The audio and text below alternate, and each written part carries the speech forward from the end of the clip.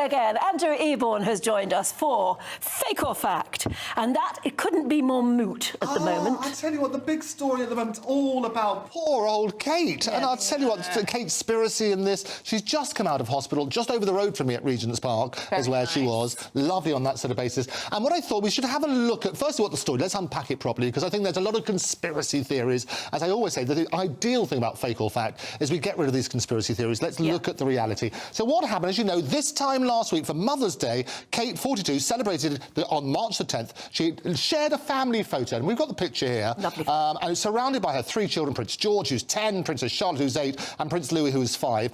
It was apparently, the credit is for Prince William, her husband, who's 41. And she basically said, look, thank you for all your kind support and everything else. This is me, we're having a wonderful family things. Yeah. What happened a few hours later is that the press agencies took it down. They gave what's called a kill notice. And the kill notice was from Associated Press, Getty Images, Reuters and AFP. Yeah. And what they were saying is that it had been manipulated.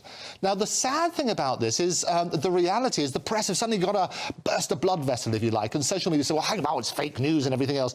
The reality is, if you look at the manipulation, I've done a few of them here, you can tell, look, it's not quite alignment, the hair and so on and so forth, the dress is not quite right. No, look, most of us have done that. Exactly. Especially when you're trying to get children all to smile at the same time. It's virtually impossible. You can see that somebody played around with Photoshop or whatever, and they didn't do it that well, frankly. Yeah.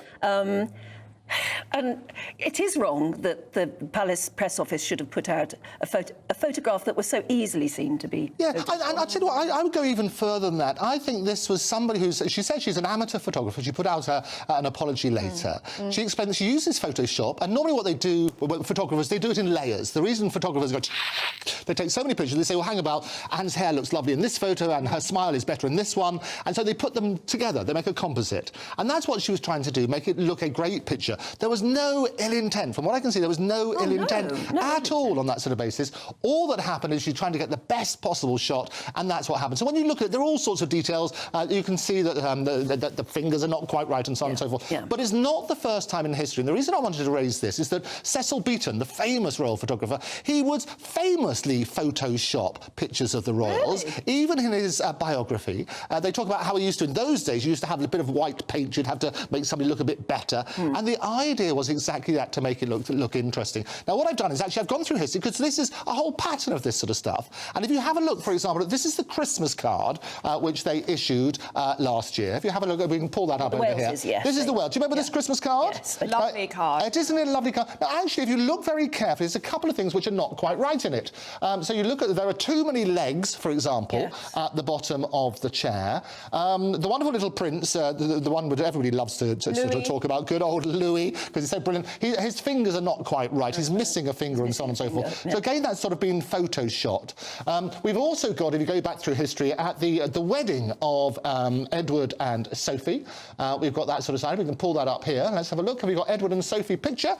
And what you've got is that they've got all the royal family, and they're all there in the picture. I think somebody in the gallery. I'm working them hard in the gallery, aren't they? They're going to pull it up. They're trying to find it. There we are. So the next one was the picture of Edward and Sophie's wedding, which is in 1999. Have we got Edward and Sophie's wedding? Do we have that one? I think it's in our stack of stuff. Lost inside the computer. Lost inside. Well, that's OK. But you'll see that what happened in that one, everyone was smiling, apart from William in that instance, bizarrely. So they photoshopped him. The photographer confessed, if you like, to Photoshop. There it is. They confessed to basically photoshopping a smiling William into the picture. And that's what you've got there. So for the first time, I was just putting it into perspective. We've also got that wonderful picture which was released for the Queen's, what would have been her 97th birthday. And you might remember she was surrounded by all her grandchildren and so on and so forth. Again, what they say is that's probably Photoshop, because you can't get everybody smiling at the right sort of time, but you're getting the best thing. And there are some of these camera phones now which will do that automatically for you. You see the adverts for them. Yeah, there's an app in it. Exactly. And that is AI and so on and so forth. Oh, Ellie's interested now. So you love it. I'll tell you about that. So you'll always look glorious. You can get people out of pictures, you can put them in, you can make sure you're all smiling and so on and so forth. And one which obviously wasn't Photoshop was this glorious image from the time of the Jubilee. If you have a look, this is the Queen with Paddington. Now, that was not Photoshopped at all. That was a real thing. Yeah, I refuse to believe that. It was really that sort of side. So that's glorious. But it's interesting. I mean, it is very difficult when you've got children or just multiple people to try and get them all at their best. best in one shot is very difficult. Lord Lichfield did it, though, didn't he? Yes. When he took the picture of the Princess of Wales, Diana's, Yes. Princess Diana's wedding, he did it because he had a whistle and he just blew it really, really loud so that everybody sort of went like that, and he got some really... And that's the secret. But that's the great secret. But I think, just to put it all in perspective, I think people have been unfair on Kate. I think this is basically... The question is probably really what the palace should have done is turn around and say, look, this photo was taken then. She turned around and said, no, absolutely, we Photoshop. Of course, we want people to look their best. The real question is about, you know, the trees in the background, which may be a bit too green. And you have to work out, was it really taken on Mother's Day and so on and so forth? But let them come out and control the narrative. But leave Kate alone.